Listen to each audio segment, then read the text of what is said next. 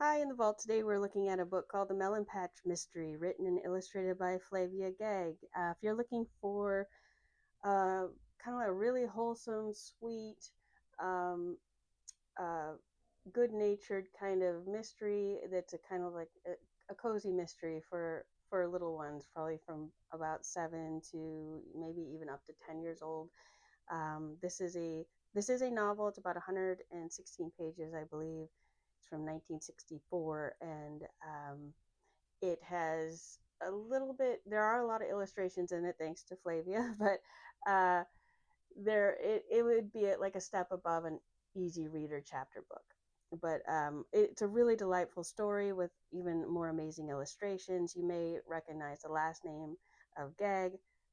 Flavia's older sister was Wanda, known for millions of cats, and you'll see Wanda's books in bookstores. I've never seen Flavia's books, and so I was delighted and also really curious to find out what was in here. So, what I thought was really great about this book is one, it kind of captures a slice of history, yet it's still relevant. Like it's an easy read. Like it's not too foreign from uh, today's language.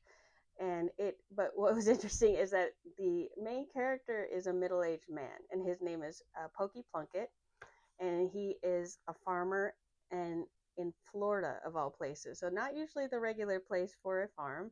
And so we're going to get a little bit of he speaks with a more of a southern accent like plum and dag nabbit and blast my britches and that kind of thing. But he is a really really wonderful character. Has a really good heart, and I think he is very nuanced. What I liked about him along the way as he's trying to figure out this mystery is he comes to conclusions, then questions. When he gets new evidence, he realizes he changes his hypothesis, and he's willing to admit he's wrong. He also can feel sorry for being wrong, but he's never a mean guy, and I think that makes a character much more interesting. Is for them not to be perfect, to admit when they're wrong, admit weaknesses, have frustrations, and so forth. Um, but what the book is about, the premise is he's a farmer, and there is a contest going on for a brand new type of watermelon. It's called a seedless watermelon, which kind of made me chuckle because that is so common today. But apparently at this time it was a brand new thing. And so it was whoever grew the biggest and sweetest seedless watermelon would win $500 and in a contest. And what does he want to do with it? He wants to, let me get to the page. He wants to help out his niece, who has buck teeth. And because of that, she never, hardly ever smiles. And she's um, really embarrassed by her smile. So he wants to give her that freedom and that lightness. And so he's just thinking, wow, if I could get that, then I could help her out. And along the way, his crop, his ability to grow these watermelons is foiled time after time, and he has to figure out why. Um, and that's the mystery.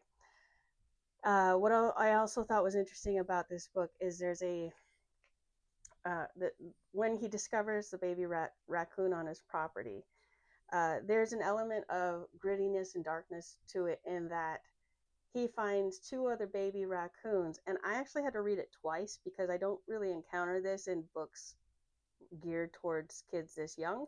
Um, but you see, it's here. He finds the raccoon, and he says, "Blast my britches! If it isn't a baby raccoon, has a plump furry body, still warm but quite limp, and it's gone. Her poor little devil. The heat and gas fumes got it." So I was thinking, like, maybe with a more modern sensibility, or just like being used to reading things that have more euphemisms or something like that, where everything is lighter, I thought, oh, maybe the baby is sick. And then I realized, oh no, there's a this one and another one comes up, and they die. They're dead. He finds them in under his house, but he is able to rescue. He hears another little one.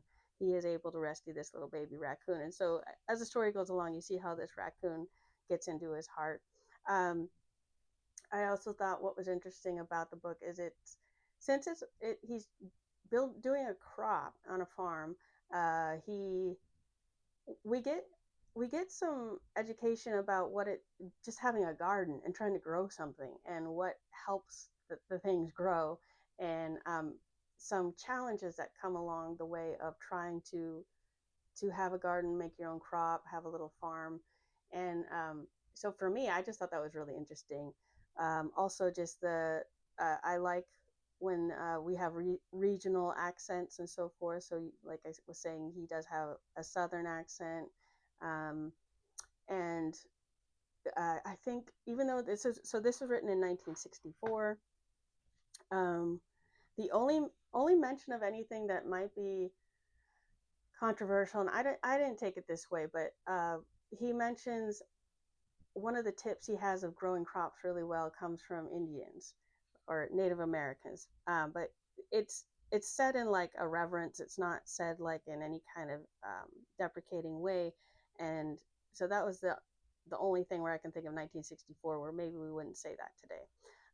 But everything else, really lovely story, really great illustrations showing what's going on in the story.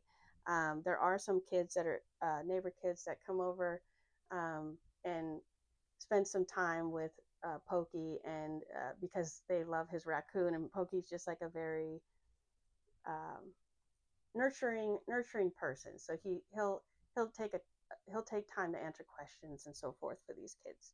And yeah, so I overall just a really cute, wonderful little story. Doesn't take too long to read, like I said, 116 pages, but it's also richly illustrated with these drawings here. So if you're reading it as a chapter book, maybe it takes 10 to 15 minutes to read each chapter. Um, if you're reading to your children, it's a good read aloud story, but also if a child wants to pick it up and read it themselves. So it's a really good intro to maybe an early novel. So yeah, pick that up if you can. I do see this one on archive.org. You might find some used copies as well, and check out some of Flavia's other stories too. That she wrote several books, and we'll see you in the vault.